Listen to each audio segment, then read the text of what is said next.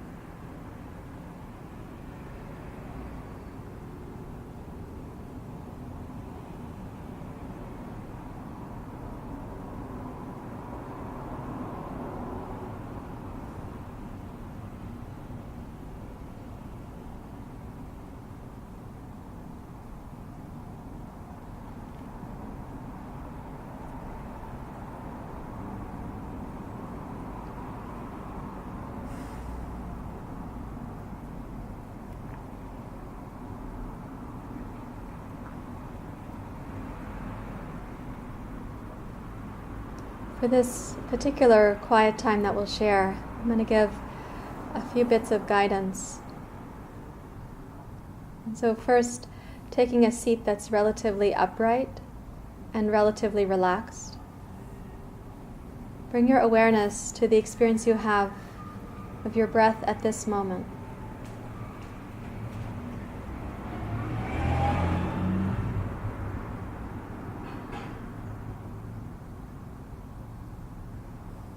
Without having to modify or manipulate your breath in any way, come to notice that your breath is breathing you, and there is only required a kind of quiet participation, appreciation.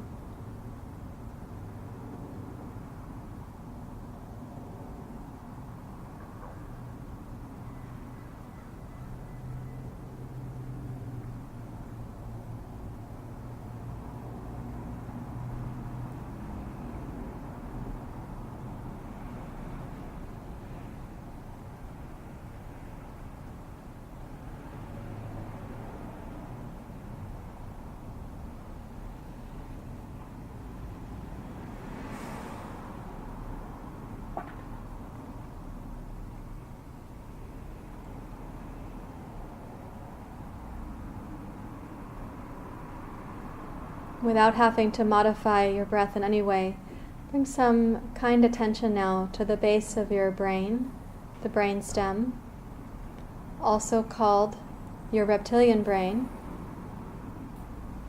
also called your lizard brain.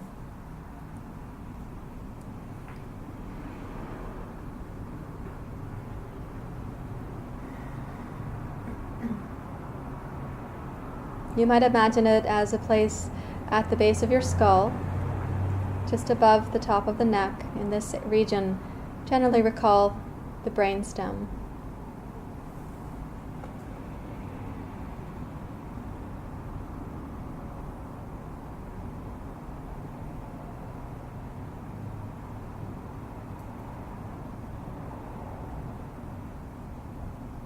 And to this part of your brain, you can say, right now, you are safe. Right now you are safe. The lizard brain is responsible for all things housekeeping and homeostasis. So body temperature, brain chemistry, heart rate, respiration, hunger and satiation. And so to the lizard brain you can say, thank you, right now, you're safe.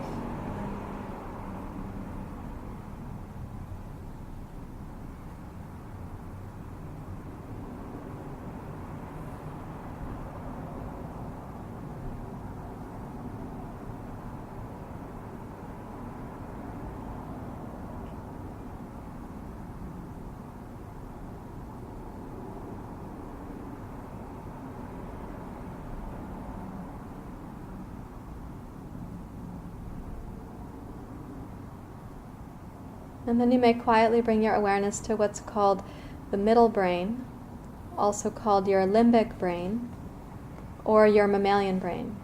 Think of it as in the middle of your head. I also like to call it your dog and cat brain. It is the part of your brain that seeks connection and scans for safety or danger in connection.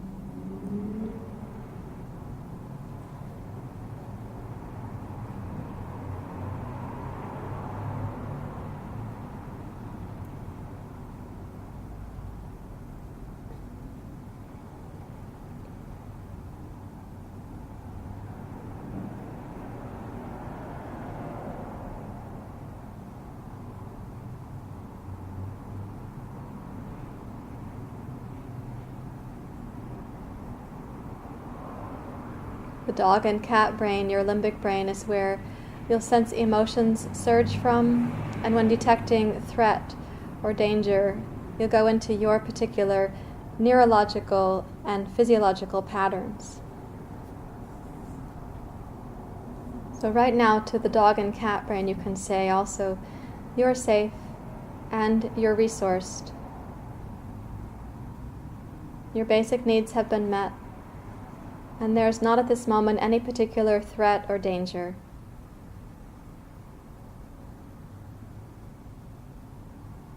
You are relatively safe and relatively resourced.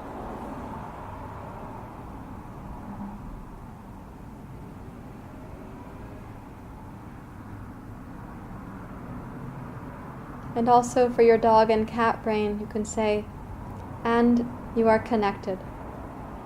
At this moment you are connected and interconnected.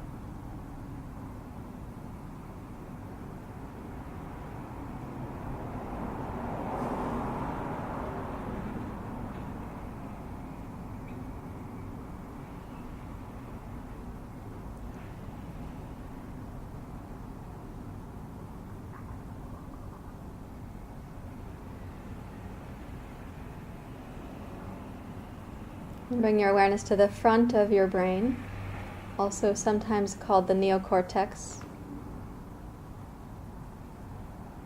In this region we have our capacity for a sense of self, empathy, perspective, context, wisdom.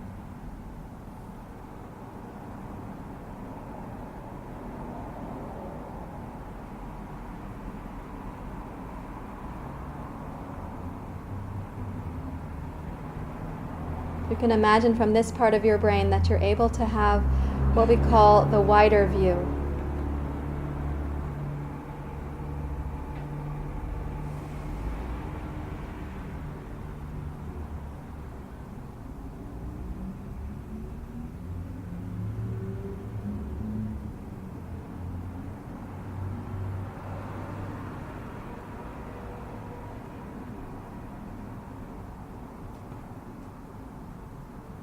And so to these parts of your brain you can say, you are safe, you are resourced, your basic needs have been met,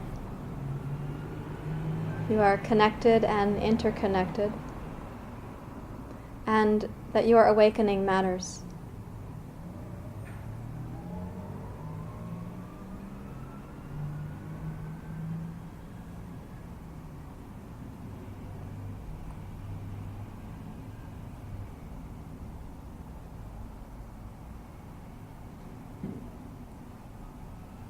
And with that in your awareness, please bring your palms together in Anjali Mudra.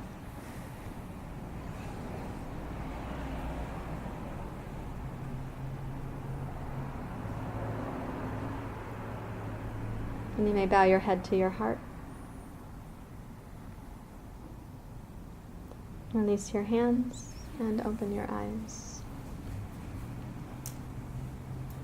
And so we're going to have a few moments to hear from you. How was your experience of the meditation?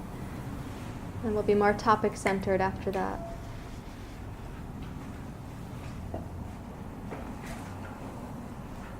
Yes? I felt like I could really sense the different areas in my brain and really like be in those places. Mm-hmm.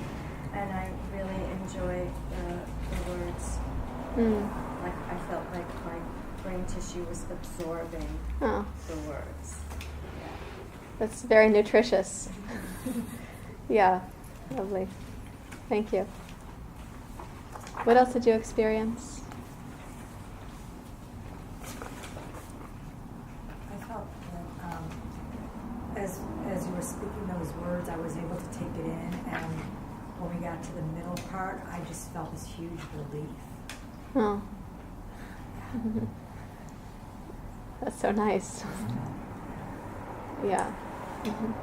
Yes, Lisa? When I was thinking during the meditation, inadvertently, of course, the thought came to me that we have this brain, this memory from past lives or from past experiences, and I was wondering, where does that reside? Is that in which part of the brain? Then I came back to meditation, but Would you like me to answer your question? I would. Would you agree with me if I said the hippocampus? For which part? Hippocampus. Yeah. What was it? For memory. Oh, yeah. Yeah.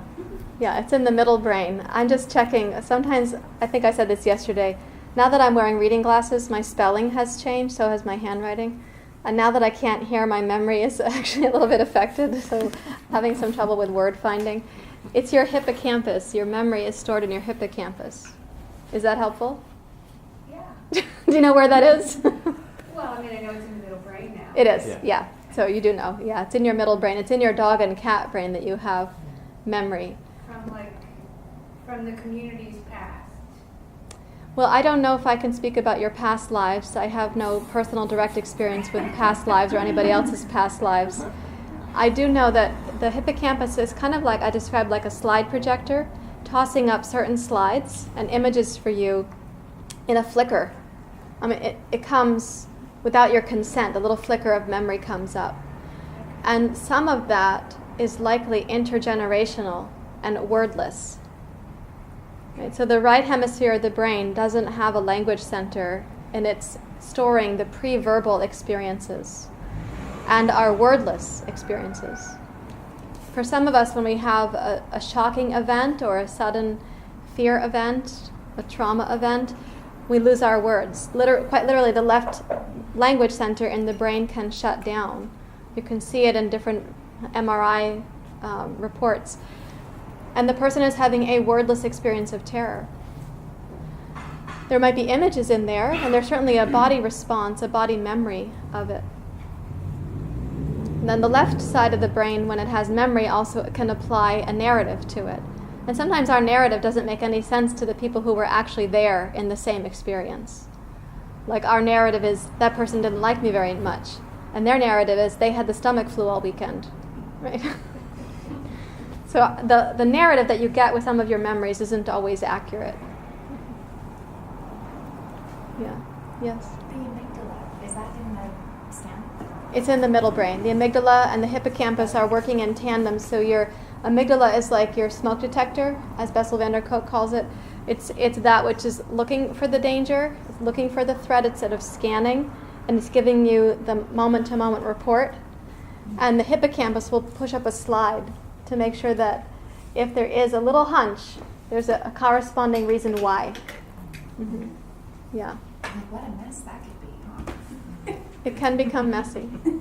Yeah. Yeah. So one reason that I started with talking about your brain this morning in this meditation is that in the asana class, I said to you as a group of practitioners that how we learned to care for our vitality which you might call your physiology before today, but now you're going to call it your vitality. How you learned to care for your vitality was in the company of others. How they responded to you with your physiological needs, with your temperament, with your dosha, with their temperament, with their physiological needs. You learned it in tandem with other people. And therefore, if we know that part of how we are responding to our vitality is actually a brain-centered activity, even though we have wisdom coming from the neocortex, we have a lot of strong implicit memory and dog and cat memories in there, telling us how to care for ourselves at any one moment. And sometimes that message is chocolate cake. And sometimes it's snooze. You push the snooze button. And sometimes it's red wine with breakfast. And sometimes it's run 20 miles a day. And sometimes it's hot yoga 3 times a day. Like that, what's being said, like specifically, may be changing. You know, hot yoga 3 times a day. You probably didn't say that when you were in the 2nd grade. You might have said chocolate cake in the 2nd grade. You probably didn't say red wine with breakfast when you were in the 5th grade. You might have said something like, I need a treat. So that whole milieu, it might have a changing storyline, but the behind the scenes sort of like temperament and conditioning is important for us to know. And one way to know something is when you start to act a little bit in contrast to your habits. So, for example, if you start applying the Ayurvedic recommendations to your life, that will very much nourish your brain.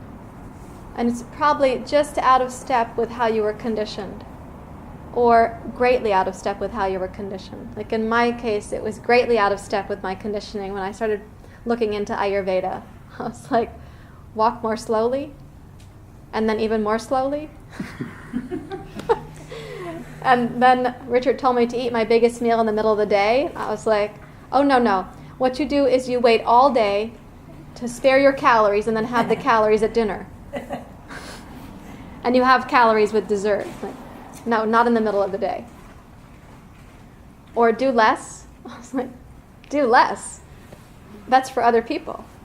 No, I'm actually required to do more and to figure out how to do it more efficiently and effectively on behalf of just about everybody else except for myself.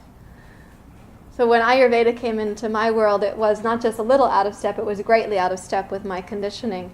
And in that tug between those things, we are practicing, we are having revealed to us, we are having discoveries, we are practicing the yoga of paying attention to that.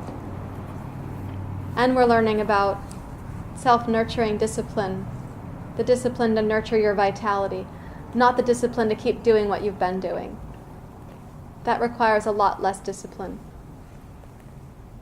Even if some of your particular habits right now seem like they require great discipline of you, hypothetically, not doing it would require more discipline. An example that I often use, because I work with people who have food addiction issues, an example that I often use is, okay, so you binged, and now you're not allowed to punish yourself for it. You're not allowed to make up for it. I don't want you going to purging or laxatives or compulsive exercise or compulsive restricting. Okay, you did the thing. Now, your next action in your habit pattern, you think that takes a lot of discipline to do the restricting or to do the compulsive exercising. It actually takes little to no discipline at all because they've done it for so many times. That the self-nurturing discipline is not doing those things that are making up for the badness that you just were a few moments ago when you were binging. Do you understand what I mean by this? Mm-hmm. I'm just going to pause for a moment and say that all 5 senses have experiences of the present moment, and we can consider them painful or non-painful, likable or unlikable, desirable or non-desirable. We can also think of them as neutral. So let's consider this fragrance neutral. It doesn't have to be a distraction. I thought it was burnt toast. It's probably not. Burnt toast would be a kind of fun translation for me, but cigarette smoke is a less fun translation. So we can practice neutral relationship towards sensation right now. Okay, so what I had to say there is stimulating reflections or questions for you, or contributions from either Richard or from Jay also. I find it fascinating because I'm sure all of us in this room have expressed our lifestyle to someone at some time in the life, and they go, "Oh, that's amazing." And you're like, "No, it's really not enough. I just need to do more, and it's not even hard for me anymore. But what I really need to do is more." Mm-hmm. And what you're saying is putting the spotlight on that. It doesn't strengthen any muscle, so to speak, muscle, but to not do would be really hard. Somebody might feel impressed with the discipline in your life to do yoga and eat well and exercise well and hydrate and so on. And that's impressive to them, but to the part of you that says do more or try more or do it harder, what you're currently doing won't be enough. Yeah. Mm-hmm. It's a good realization. Mm-hmm. I have a sharing about how the narratives don't always match the situation. And when I first met Sarah Joy and told her all about Ayurveda, and then she kind of went away from my life. My narrative was she doesn't like me anymore. And several years ago, you kind of shared with me some of the narrative that was going on with her, and it was just mind-blowing. I was just like, it really, I don't know what the word was, but it really impacted me.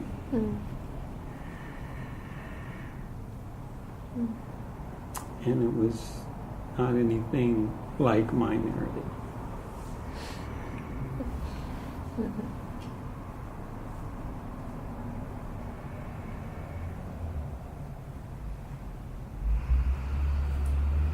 So often the case, right? Yeah, like most of the time.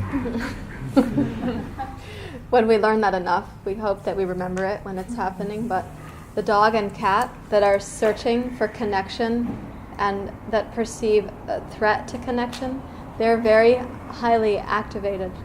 Remembering that the narrative may not be congruent with our narrative, that comes from your neocortex, from having context and perspective and a bigger vision. Your dog and cat don't have, that part of your brain doesn't have the same capacity. It has a different memory storehouse. It's not about remembering, it's just about memory, flashes of what's going on here. Sometimes not so helpful in their flashes. I think much of the time people aren't even aware that they do have a narrative running. Exactly. And it's just playing out your role in the narrative, but not being aware that there is a narrative that you're playing a role. It's just what you're doing. This is how it is. This is the way I feel. And the narrative being literally a language goes back to the left and right hemisphere thing, that many of the implicit memories create a narrative that is not verbal, and so we're living it without really having words. And there's an interesting line of thinking that I heard recently that talks about the relationship we have to the words, that as soon as we have a word for something, it changes our relationship to it. Mm-hmm. And the way I think of that is that it gives us an opportunity to do something with it. Prior to that, we're just experiencing it. And it's almost as if we need a more clear sense of it to work with it, so to speak. And it takes a lot of introspection and insight to be able to frame it, to be able to become aware of it, create a frame for it, and decide what you're going to do with it. Yeah, you have to have the brain more optimally functioning is going to be a better asset for us. When your brain is under-resourced, there were reasons why I said in this meditation very specifically, you are safe, you are resourced, that means your basic needs have been met. You are connected, you are interconnected, and your awakening matters. This is like a mantra of sorts. So if the brain doesn't know that it's right now safe, it's in charge of keeping you safe. So if your brain interprets that you're not safe, it will have to escalate the biochemistry to move you to safety. If your brain is under-resourced, so that means you don't have the best nutrition on board. There are certain nutrients your brain actually needs to function better. Maybe you're not very well hydrated. Maybe you're not oxygenated. You haven't been breathing very well. Maybe you don't exhale that much, so you have an excess of CO2 in your system. And so if your brain is under-resourced or interprets danger, not safety, it's very hard to do what Jay was just referring to. You might have the life value coming from the neocortex here of, I want to inquire into my experiences. I value curiosity and empathy and kindness. But when the brain itself is actually under-resourced, those are values, not lived expressions. Have you had this experience as a person? Mm-hmm. What happens when you're not able to live your values? What do you then say to yourself? There's something wrong with me. Yeah, there's something wrong with me. Do you think that improves your brain chemistry? No. No, do you think maybe the lizard and the dog and the cat get more activated? Yeah. Yeah. Spirals down more. Yeah. Yeah. What else happens when you realize you're not at that moment able to live your values? What do you say to yourself in addition to what Carolyn said? Gotta try harder. I should try harder. For me, I should quit. Uh-huh. I should quit this. It's not working. Yeah. Let's have some ice cream. So she says we're going to try harder, and you said we're going to quit. Yeah, so ice cream is a good way to quit. Yeah. Forget it. This isn't working. So Richard, would those be tied in with the doshas or the imbalances in the doshas then? Because that's two pretty different approaches. Yeah, I mean, what are comfort foods? Sweet. What pacifies vata? Sweetness. Sweet, salt, and sour. So pickles and ice cream. And very seldom do you eat lettuce when you're depressed. But it actually works great. You know? It really does.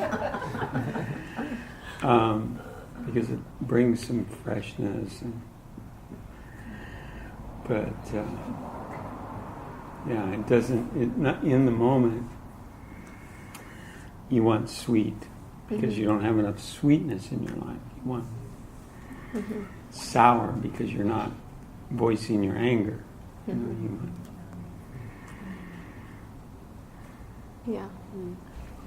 Elaine.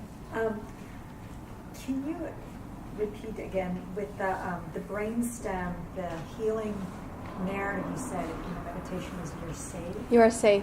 And then for the midbrain, you are resourced. You're resourced. And you're connected. And then what was for the neocortex? You're interconnected. Oh, that's you're interconnected. But the midbrain is you're connected? Yeah, because the dog and cat are seeking connection. Okay, and the interconnected is something that the neocortex can understand? Yeah. Okay. Yeah, and then also your awakening matters. You're awake? Your awakening matters. Like you're like looking at seeing what's you coming going into consciousness matters. Okay. You realizing your indwelling love or presence, it matters. Okay. That part really spoke to me. That really felt like it's worth it. Whatever this moment is bringing, it's okay. Because there's something that's happening that's in the big picture. Yeah. Yeah. The big picture is happening from here, right? Not from the lizard. It has the lizard part of your brain. He or she has very little big picture interest or capacity. Yeah. Yes. Well, I'm just curious, and maybe you'll cover it in a minute, but So I think like as yoga practitioners, we get really good at watching what's happening, like it's a virtual reality in our brain, right? So I've gotten really good at that over the years. Then something happens, like someone's actually like, let's say, is being really mean to me. Mm-hmm. And I have like hurt, and you know, my first inclination is to blame me. Uh-huh. But that's sort of not the point. But Notice how it wants to sneak in there, though, right? what? Just notice how that wants to sneak in there.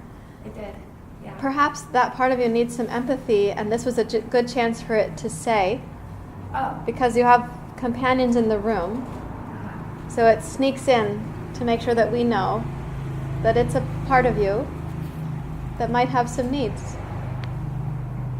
Oh yeah. Definitely.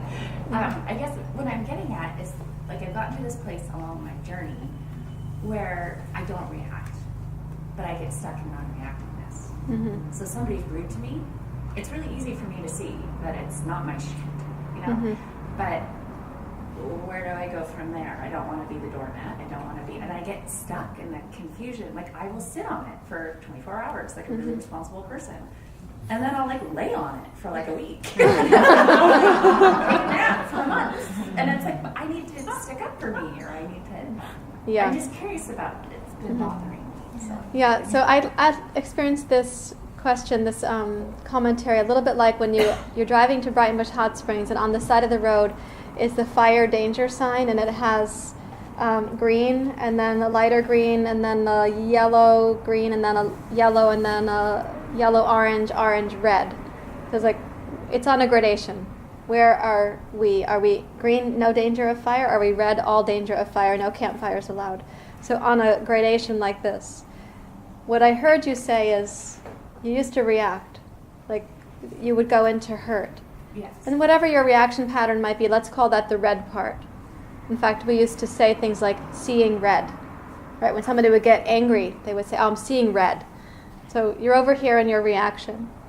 And then you've learned how to be more neutral and non-reactive. So you're somewhere near the orange-yellow. We're not in the same danger of fire, but we're not really out of the woods yet, because now you're lying around for a week on the non-reactive, like little stuck position. I have a text I need to send that I have not sent yet. Uh-huh. In response to someone that's been there for 24 hours now. Uh-huh. Uh-huh. That's probably wise action right now. In fact, I like to counsel my students and myself as well that if my brain doesn't feel cohesive, if I don't feel it in my nervous system as a good moment to respond, then I don't. So you know what happens for me is, so I don't go into reacting angrily. That's not me. Mm-hmm. But as I've noticed this process of growing, anger actually fuels me to do wise action. So sometimes if I'm really fired up, it's the time to do it, not to wait. So I get confused. Sometimes that fire can be motivating. Right? Yeah. What I was going to suggest about this sort of yellow, orange, moving towards green place is that when your brain feels like it's a yes, we can start considering not reacting or non-reacting or like pseudo-neutral non-reacting, but self-empathy. And that might be a really important stage for you to explore before you go to other forgiveness or even other communication, to come into self-empathy, like for the experience of feeling hurt or overwhelmed or disconnected. I go to annoyance at myself for that because I see it. I see my patterns, so I go to annoyance. So empathy would be a really good thing. Yeah, annoyance for your pattern isn't likely to help the pattern to change. I know. So maybe when annoyance emerges, that's where you say, I see you, to your annoyance.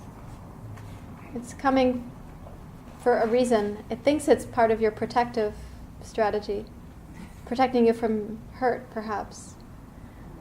But a protective strategy can become a preventive strategy because it can block you from then moving to the next stage, which for you I would be recommending self-empathy. Wow.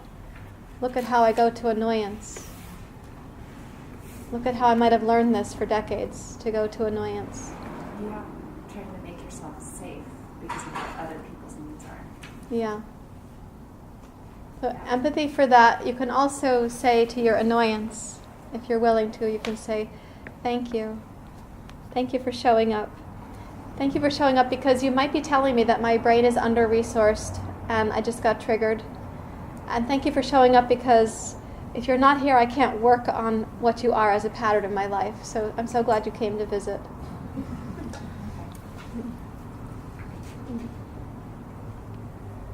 So let's talk for a few moments about what I call dashboarding, and then we'll talk about dinacharya, which is the Ayurvedic routine for life.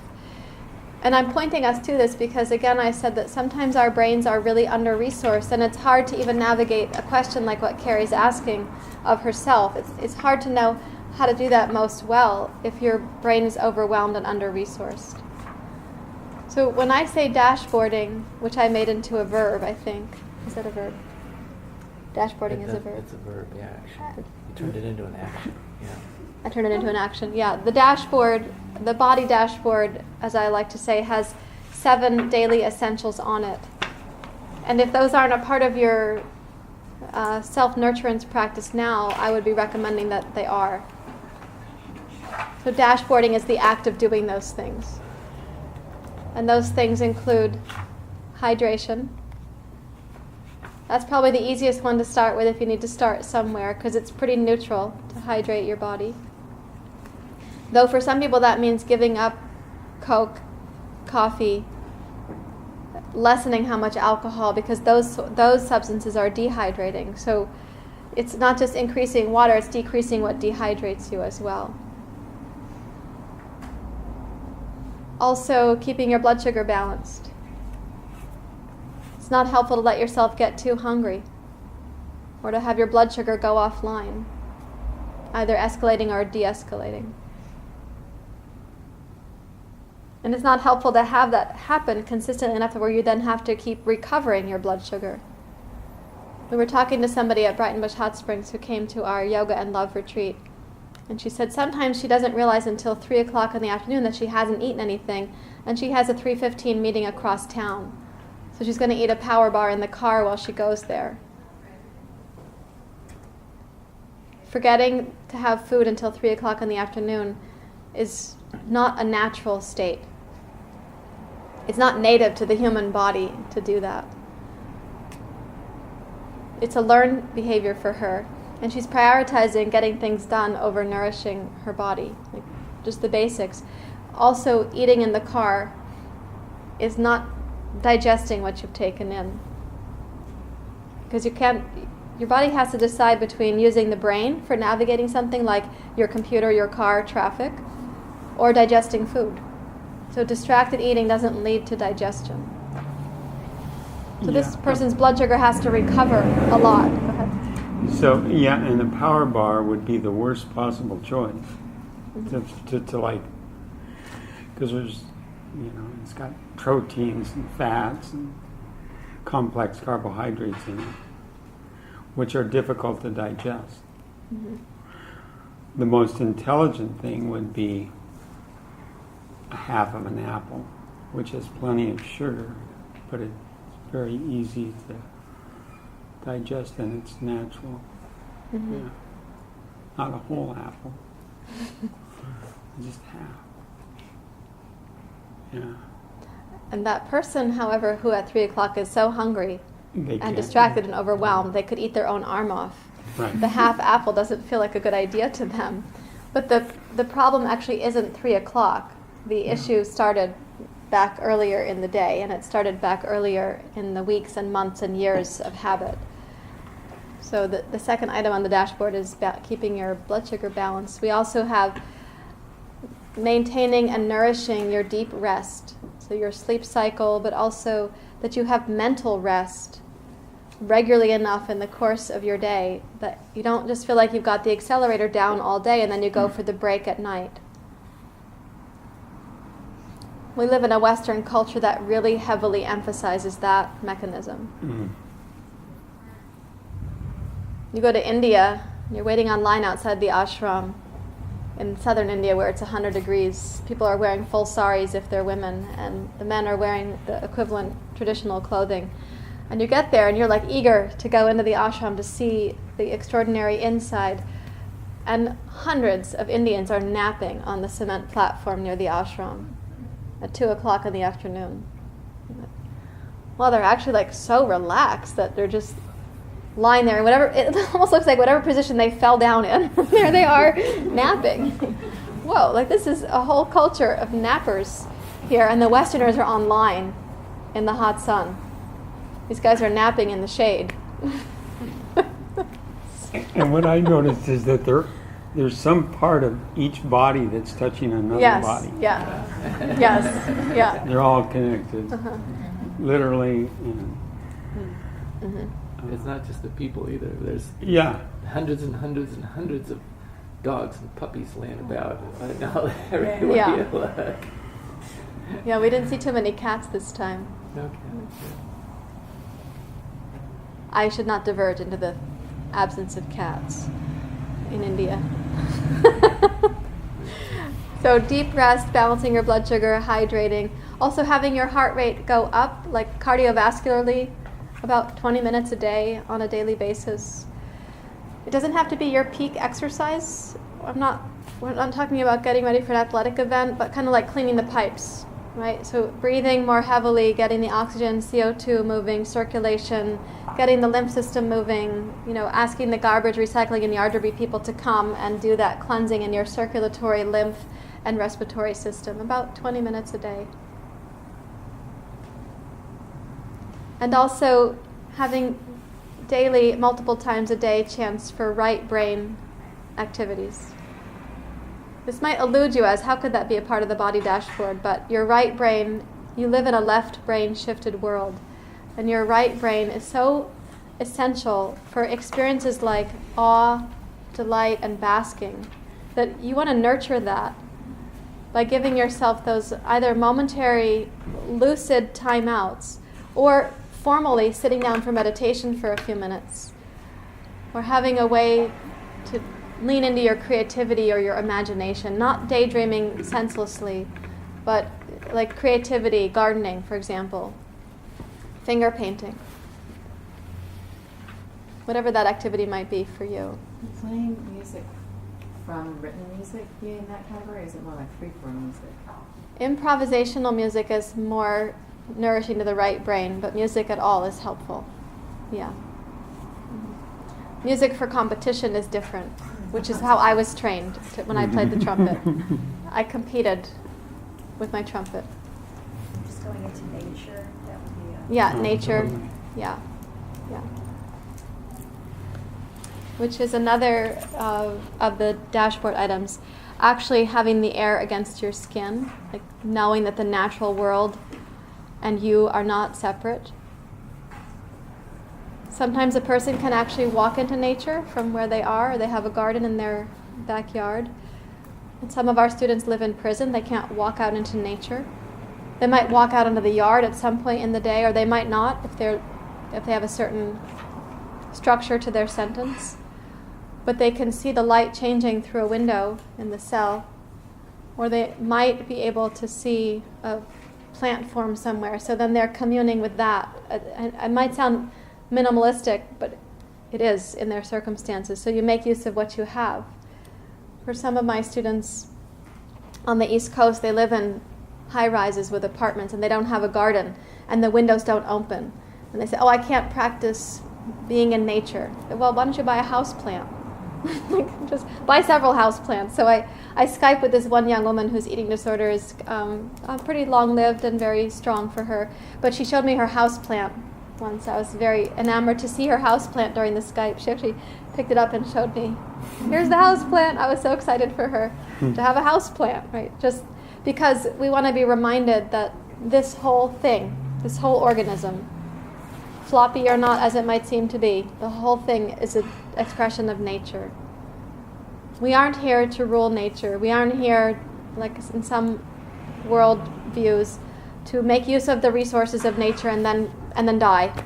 We are here as a result of nature, and we give ourselves back to the natural world when we die. So let's on a daily basis remember that thing that is the natural world, and sometimes take a bigger sojourn into nature. go to the ancient forest or the ocean or the mountaintop. And then another of the dashboard items is called elimination, which means on a daily basis being able to have the obvious eliminatory pathways.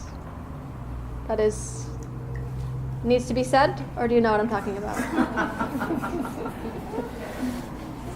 You know, if you travel with us internationally, you will talk about poop. People do. Didn't that happen, Lisa? Yeah. Or they'll talk about not pooping. Or they'll talk about pooping too fast, right? Because you're in India and it's all different. Like, even if we go to Mexico, sometimes people have to talk about their poop. So, and Ayurveda asks about your poop, so we might as well be comfortable talking more about it. But no, the elimination is the obvious, but also sweating.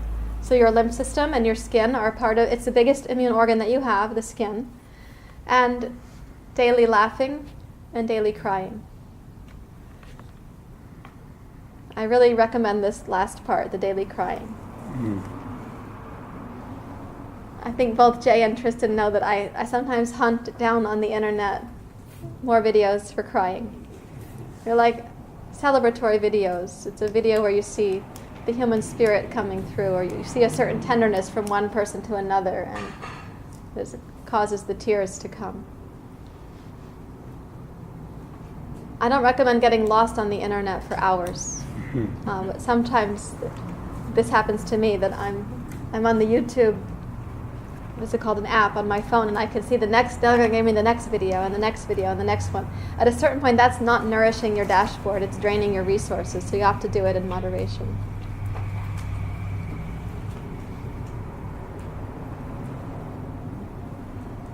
I think did you get 6 or 7?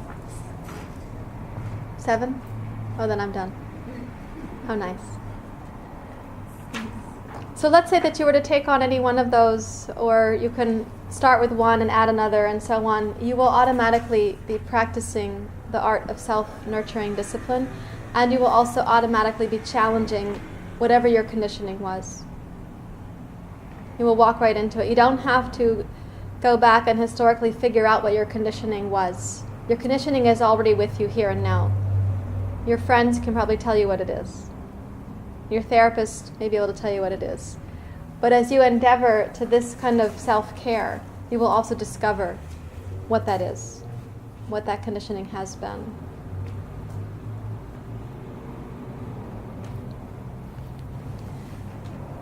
I'd like to spend a short time now on the Ayurvedic clock, because it's another way of looking at how could you bring your vitality into most optimal functioning. I know Richard has this memorized, but he hasn't seen my handout about it, so I'll leave this here for you. Here's some handouts for you guys.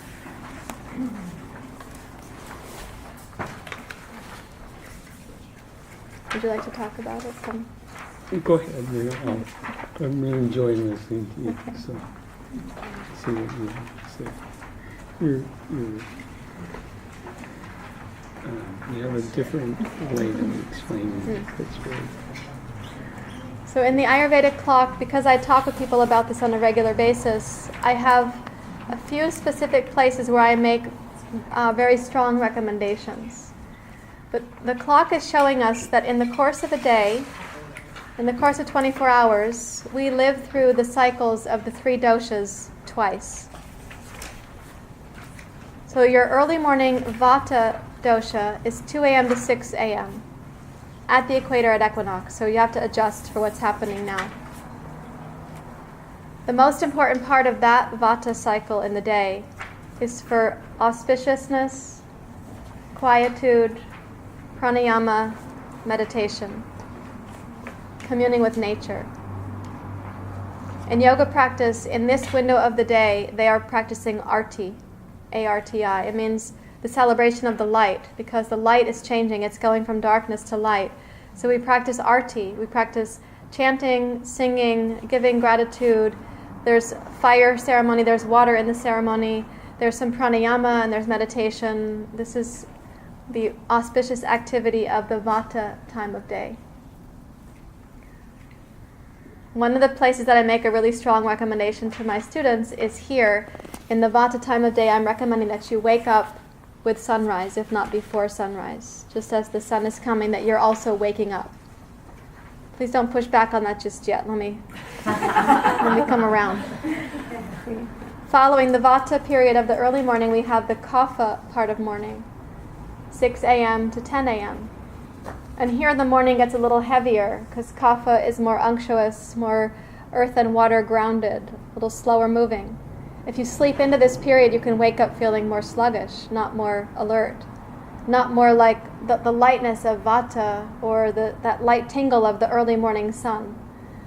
So between 6 a.m. and 10 a.m., a recommendation, though it's not one of my top 3, it comes after the top 3. Here I would recommend some vigorous exercise. For one person, that might be a brisk walk around the block once. But for somebody else, it could be like I enjoy bike commuting. At that time of day, it's wonderful.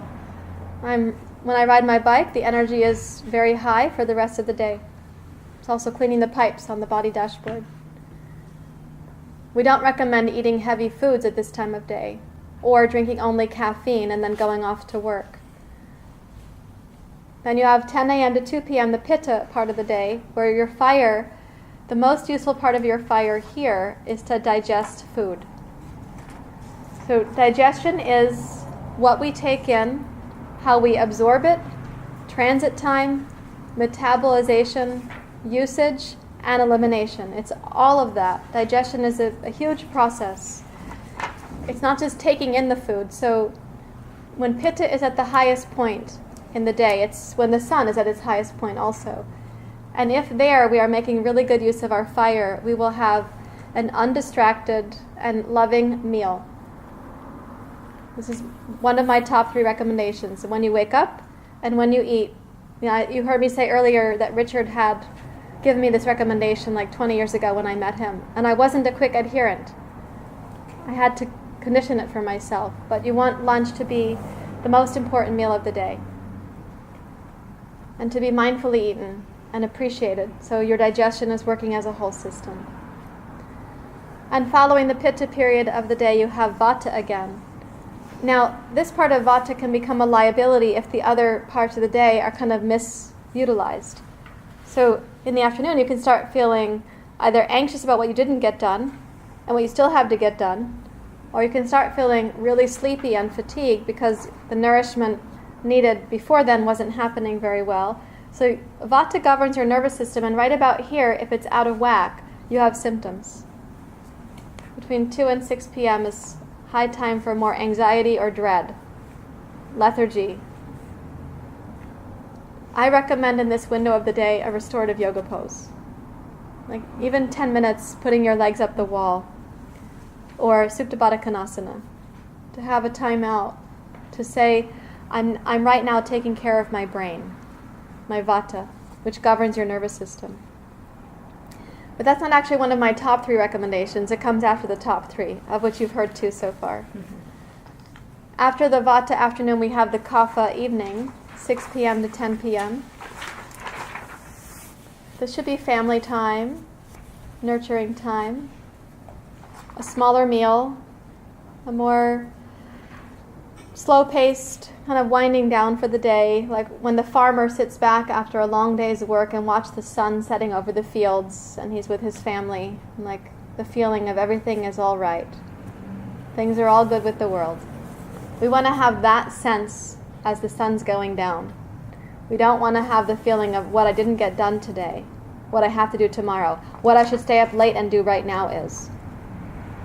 To cultivate that Kapha sundown experience, I'm recommending to my students a smaller evening meal called supper and family time, however you can manifest it, and less electronics, less direct lights from electronics on your face so that your brain actually feels like going to sleep. Or extra alcohol. That'll produce the Kapha outcome too. And then you have the nighttime Pitta, 10 p.m. to 2 a.m. And this is where my third strong recommendation comes in, that you are in bed before the Pitta cycle spikes at night. Because that Pitta is meant to be taking care of you while you're sleeping. It's your janitor. It's your garbage, recycling, and yard debris crew. They're meant to be doing this work on your behalf. And if you have insomnia or restless sleep, or you're up working with that second rush of creative fire, your janitor and your garbage and recycling and yard debris people, they go somewhere else. They feel unemployed. Or they have to try to cook. Yeah. Yeah. Yeah, they might have to try to cook the food you're eating too late. And they're poor cooks. Yeah, they're not great cooks, right? Yeah. So the 3 strongest recommendations I make are when to wake up, when to eat the midday meal, and when to go to bed. After that, I can start talking to people about how they spend their evening, or when they exercise, or considering a restorative pose, even in their corporate environment. I can be pretty seductive, compelling, provocative for people, even in corporate environments, that there's a need for their brain and their body and for their family and their well-being. So, would you like to add? That's really good. Yeah. If I was going to make the top one, it would be the 10 o'clock. Going to bed at 10 o'clock. Going to bed on time. Yeah. That would be my top one. That should promote getting up at sunrise. Yeah. And then... That should promote hunger at the midday. Yeah. Yeah. So it's kind of like the linchpin, or whatever, the keystone. Yeah. And in my experience, unless people do that, unless they get that part right, whatever it takes, and you can't force it, but nothing will really improve much. Symptoms will be stubborn. Yeah. For some of us, you need to be more careful with your sleep hygiene, including not having an extra light in the bedroom. Even the little light from your computer, they've recommended not having it. Do you know those girl bands we used to sell? They're hair bands. Do you know them, Lisa? Are you wearing one now? No, That's, no. She made these really incredible hair bands. When they're open, they're about as thick as, they're this wide. And then you scrunch it around to put it on your head in some way to move your hair into a fashionable statement, which I never figured out. So I just use it to push my hair off my face when I need to. But they make really good eye masks, because when you put it on, it covers your ears and your eyes and your forehead. Because even your forehead, you might have the eyes covered by the other kind of eye mask, but your forehead is taking in the light in the room, so your melatonin gets affected by that. So this is my favorite eye mask, also because it wraps the whole head, and Pitta likes that. Sometimes I tell Jay to squeeze my head, please. No, squeeze it harder.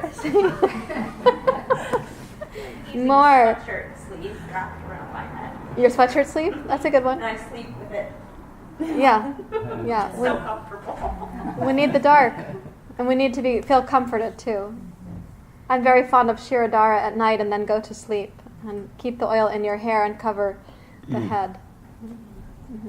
Yes. I don't know if this is a good time to ask about heart rate and Vata Pitta Kapha, or is that... You can ask Richard. Okay. Well, I'm just curious. And I know you can listen, right, to the different spots on your wrist. Is that right? And if you have if you are, I know I have a Kapha heartbeat, but I wouldn't consider myself Kapha. Do you have to be what your heart rate is? Or how do you... You get to be how you are. Well, does it describe your dosha, your heart rate? Right. Not necessarily. Oh, okay.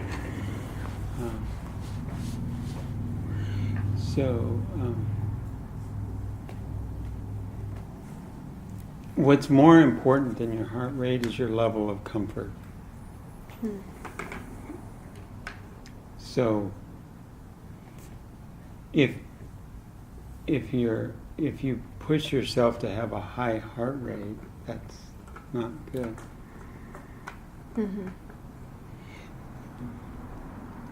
So it's about being comfortable.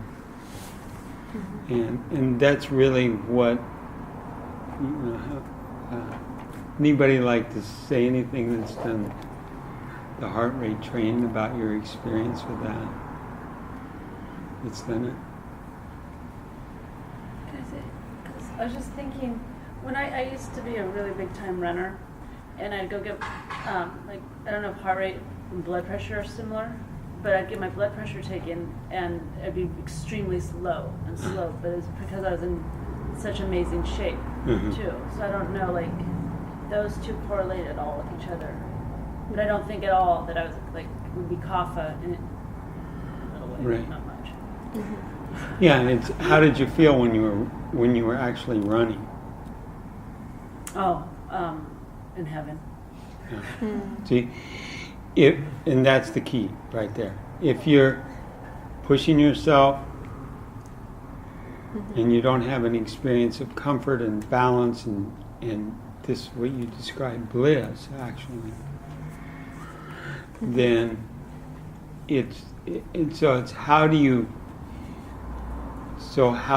relax into your performance? So is it used as a diagnostic tool or not? It's more what I use is I use heart rate variability, Oh, okay. which is like it's the rhythm of your heart, and your heart has a particular rhythm when you're relaxed and another rhythm when you're stimulated or sympathetic, adrenaline. And that can change in a heartbeat, literally. And so it's, Do you adjust the Ayurvedic clock for different latitudes and seasons of the year? Okay, that just makes sense to me, but That's why I said in first introducing it, at the equator, at equinox. This is the timings. Yeah, and that's really significant because wherever you live, like to follow the rhythm of those cycles for a full year, getting up before sunrise, going to bed like shortly after sunset. So it's earlier in the winter, later in the summer. Earlier getting up. That's really actually creates another layer of balance and resilience. And my daughter lives in Alaska.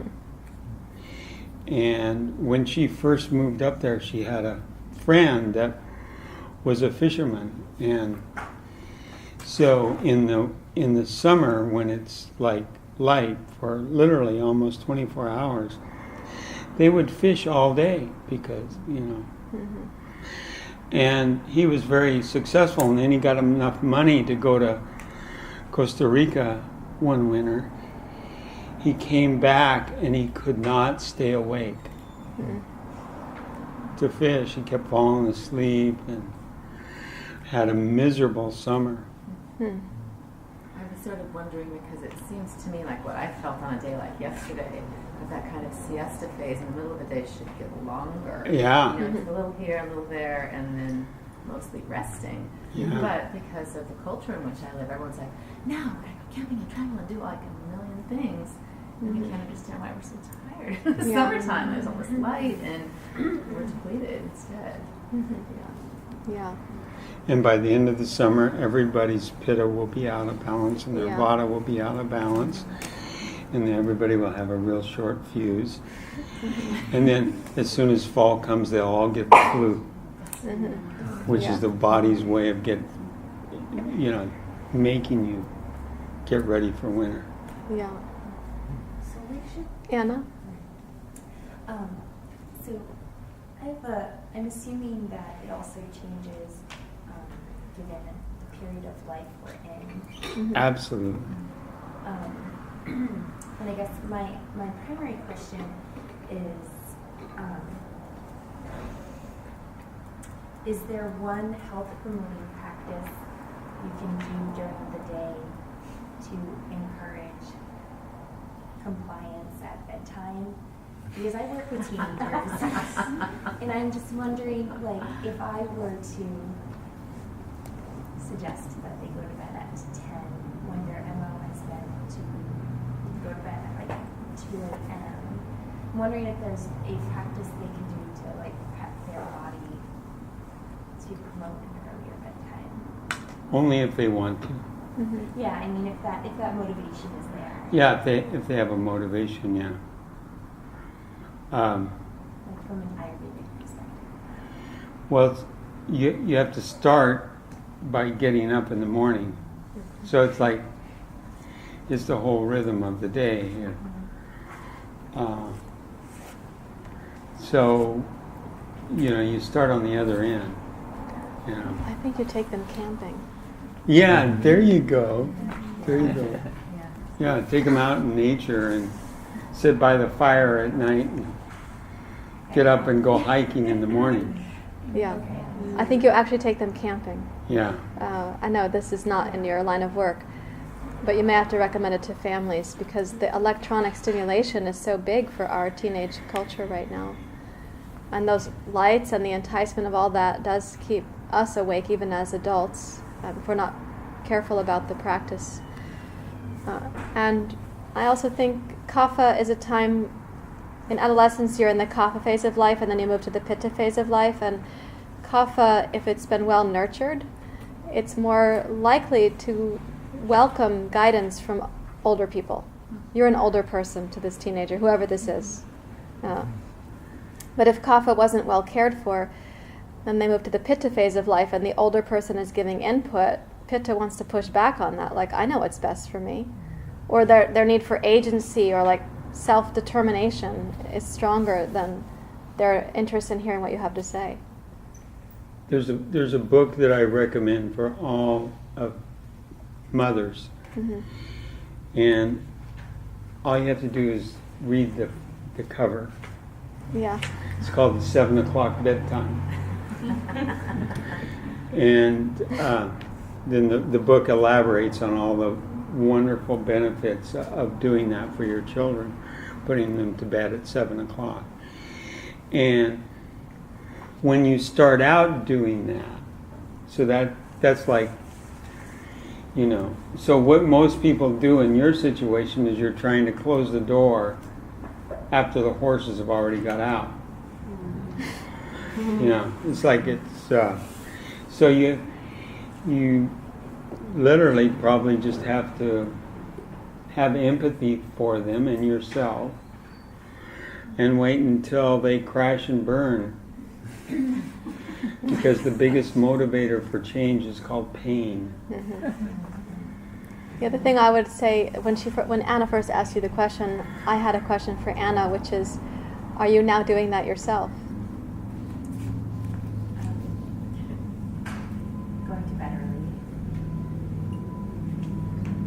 I am pretty good at going to bed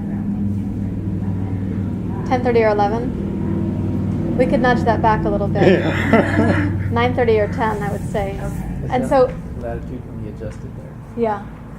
The reason I'm asking this is I had this moment that if I was a teenager, I think I'd be less impressed by the average adult and more impressed if you were like Yoda. Well, Yoda practiced, right? Before Luke Skywalker ever met Yoda, Yoda had like thousands of years of practice.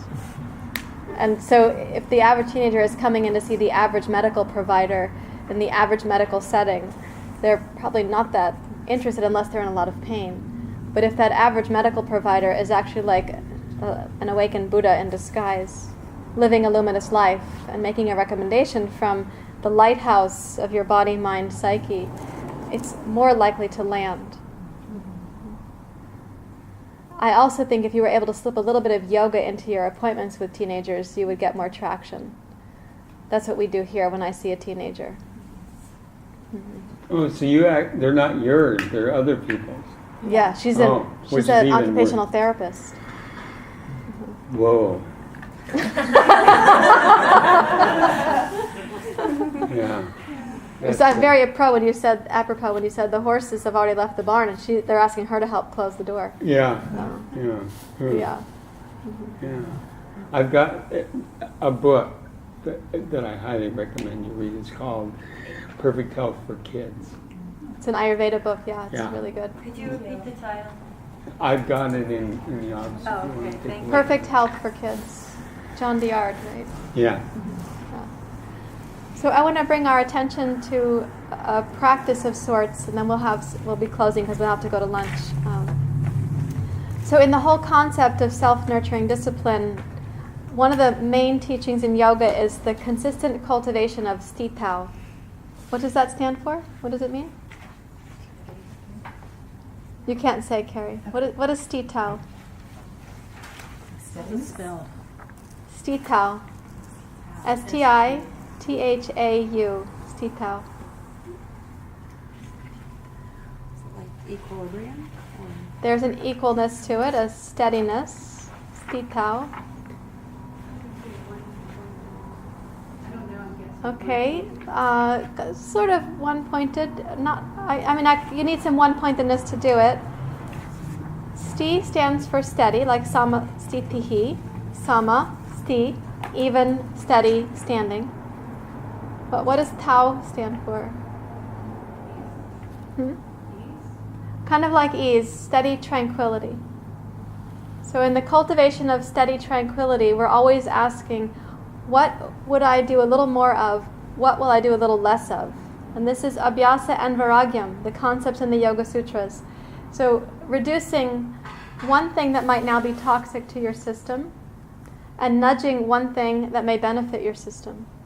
And actually doing that in tandem. Most people, when they want to change a behavior, they're thinking, what am I going to stop doing?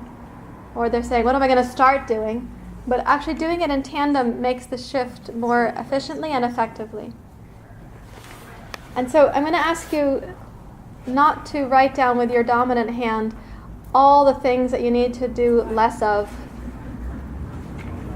Think of, when I say the word toxic, I mean what's a burden to your brain, what's a burden to your body, what is now burdening your life, what burdens your relationships.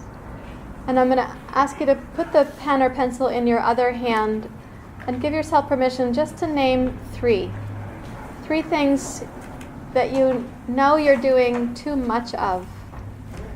3 things you're too exposed to. 3 things you might eat too much of this. 3 things that you know burden your brain, your body, or your life.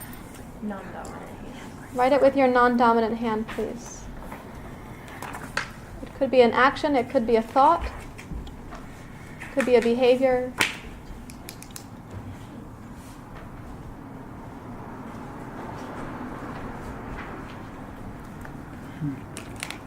Thank you.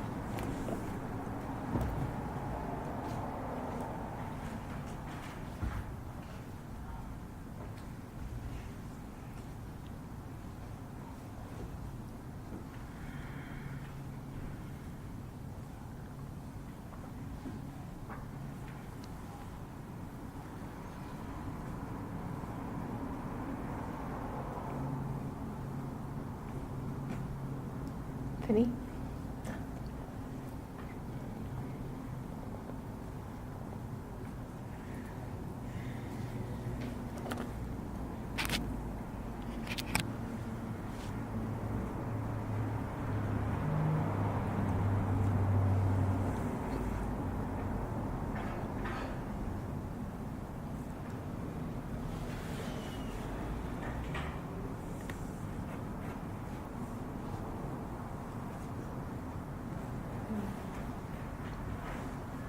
And then in another part of your page, or not necessarily across from it, we don't know if there's a correlation or not, 3 things you feel would improve, 3 things you could do to nourish your vitality.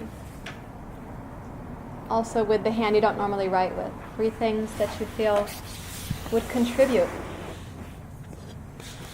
Sarah Joy, you had some words that when you were describing hatha, like soothing that, and there was one that was so good. I can't remember what it was. It felt something like luscious resting or something or Basking? Basking. Mm-hmm.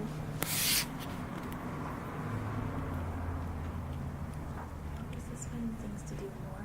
3 things you know would contribute to your well-being. 3 things that might nourish your vitality. And they're within your means to do them. Like go to Italy. Well, maybe.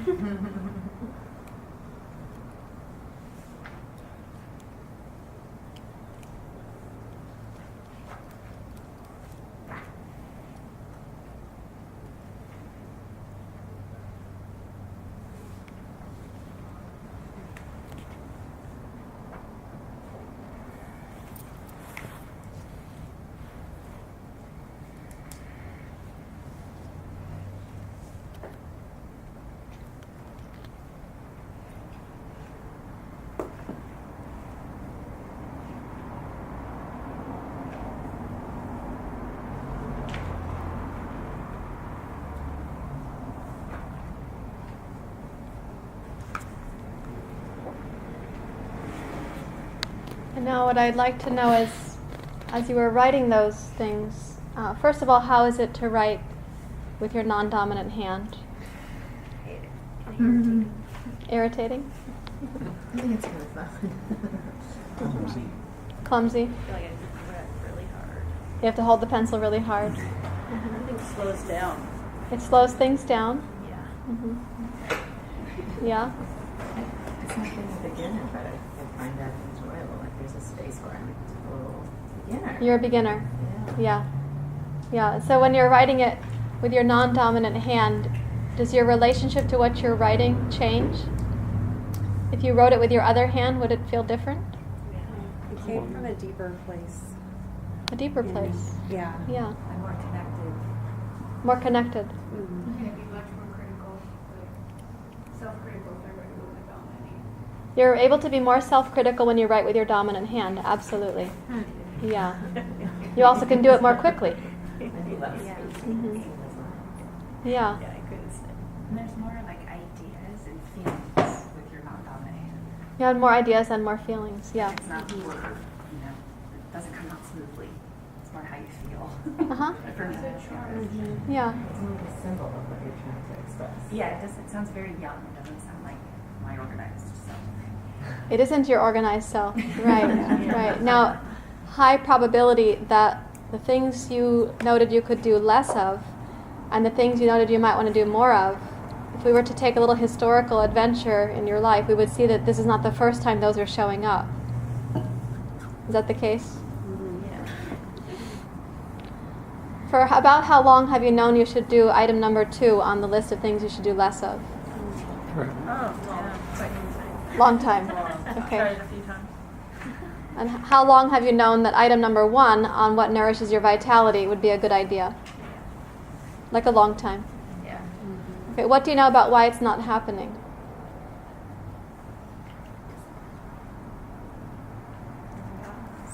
Imbalance. Mm-hmm. The left brain's kind of in charge a little bit too much of, Uh-huh. what I learned in society. Yeah. Lessons. Some conditioning, some Yeah. left brain conditioning, yeah. I have like the, I'll sleep when I'm dead kind of little thing going on in my brain, Uh-huh. So there's a real, little Yeah. battle that goes on between what I know is good for me and what I actually, Yes. Yeah. So there are parts of you in your inner community, there are parts of you that know the things that you wrote down. There are parts of you that rebel against those things. There are heavily conditioned parts that are following through on habitual behavior, quite likely behavior, tempo, and vibration of behavior that was cultivated in response to somebody else. So it was useful for some sort of survival or camaraderie or connection.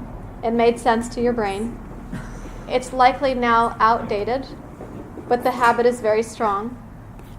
And there's a whole another part of you that's inspired to see what you wrote. Is that right? When you write it with your non-dominant hand, it might look a little bit more fresh because your penmanship is different. So is there a part of you that becomes a little bit inspired, like, oh, maybe she will do these things. Maybe he will follow through. Did that happen for some of you? Mm-hmm. A little bit maybe innocent about it also. Oh. And there's another aspect of you that's capable of advocating that this actually happens. That you follow through on what you know to be true here. I don't have time to hear all of your ideas and to affirm that they're good ones. In fact, some of you might have on your list there, I should run more often and faster, and I'd have to say no to that. But I don't have time for hearing that and then giving you feedback about it. However, Laura, did you have something there? Yeah, rest is usually the thing that I come back to, and I have been more intentional about it, but I've struggled with like moderate insomnia throughout my life, and I get into this zone, and I go to bed at like 10 almost every night, especially during the week, I'm more regular. But I'll get there and I'm like so tired and worn out, and I know I need to rest, and I'm in bed on time, and then the anxiety comes in of, why aren't you resting? And then I can't go to sleep for hours. And I don't know how to break that cycle. That's what's really hard for me. Yes. Okay, so I hope what I'm going to say now will be useful in that direction. And we can keep exploring it.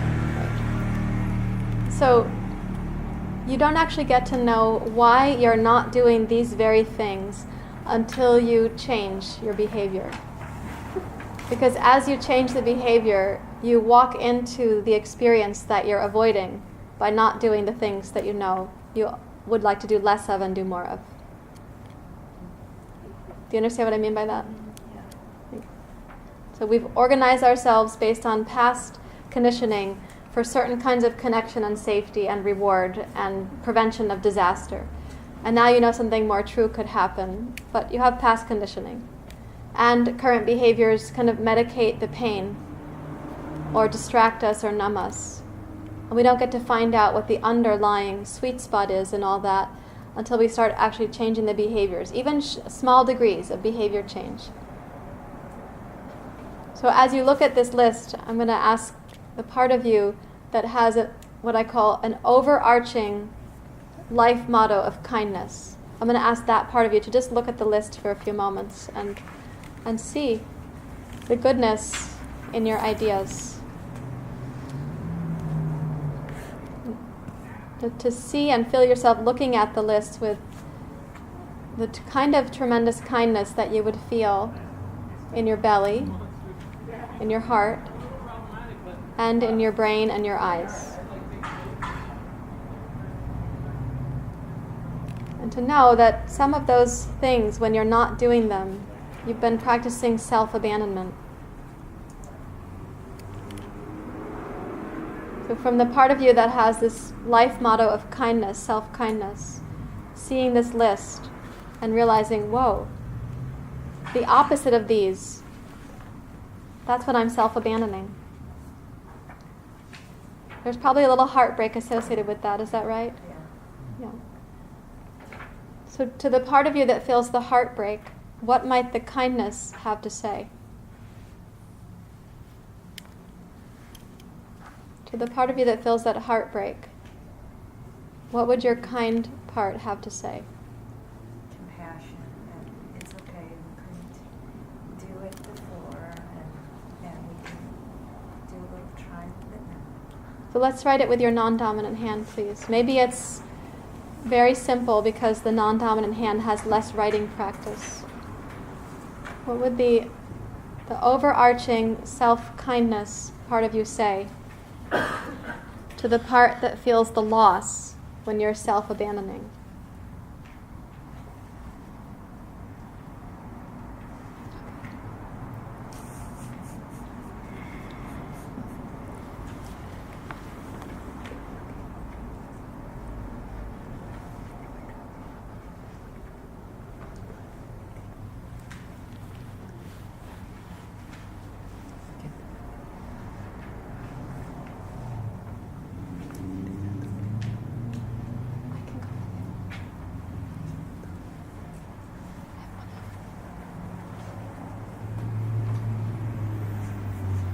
imagine that you're not writing a novel because it is your non-dominant hand.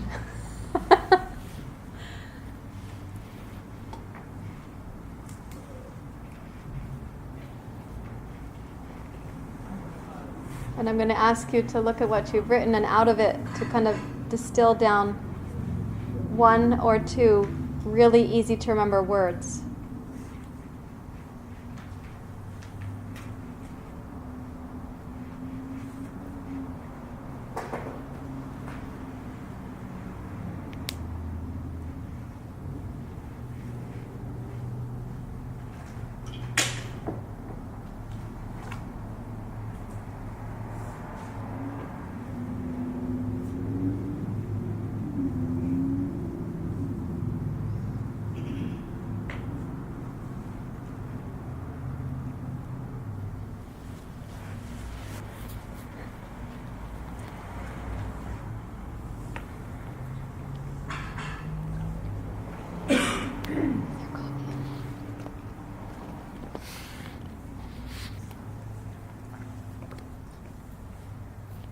Okay, did you get 1 or 2 words distilled down?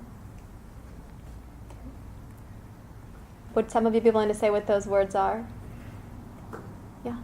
Welcome and home. Oh, welcome and home. Mm-hmm.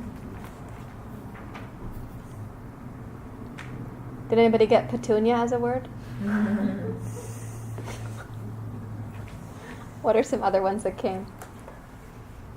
I went back to what you were saying when you were practicing earlier. I see you and I understand. Mm-hmm. It was really sweet for me. Mm-hmm. Yeah. Yes. Thank you. Oh. Kind of bringing that to my awareness. Yeah. Thank you for bringing that to my awareness. Yeah.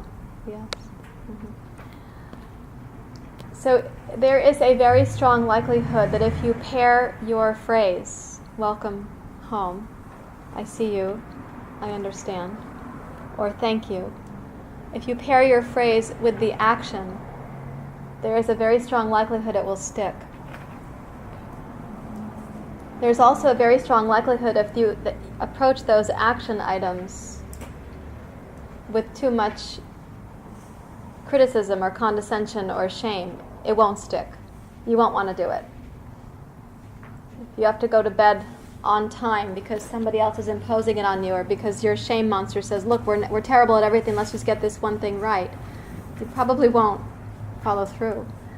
But if we said thank you at bedtime to ourselves, if we said welcome home while conducting life towards that bedtime, if when we wake up in the middle of the night we said welcome home rather than, oh my God, why am I not sleeping, we might actually start changing the experience that we're having. Higher probability that this will be successful compared to how we've been trying to do it. And that your reminder phrase, whatever it turns out to be, will actually be a helpful mantra when you touch into the emotional undercurrent that you don't yet know about, because these behaviors keep you away from that current. Do you follow what I'm saying there? It was a big sentence.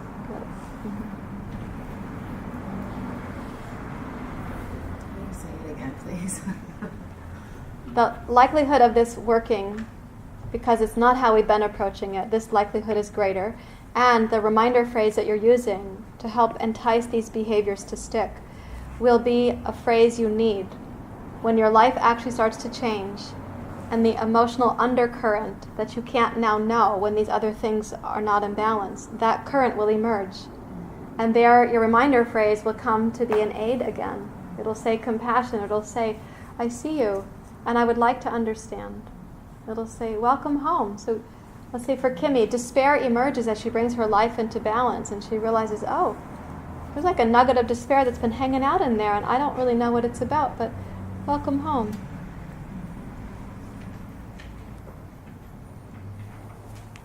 Do you understand? Mm-hmm. So this is what we call your takeaway from today's Dharma talk, and I have kept you late, so I need to give you a lunch break and also to thank our guest students for coming and being with us and contributing with your presence here too. And to thank Jay and Richard also for being here. And for the years of journeying together. I'm lucky to know Richard for almost 20 years now. Oh, 20 years, yeah. I moved to Portland in 1998. So how many is it? It's, Almost let's 20. see, yeah, almost 2018. Yeah. Yeah. Thank you. Thank you as well. Good. Thank you, everyone. We'll take a 1-hour lunch break. I'll see you at 2:20.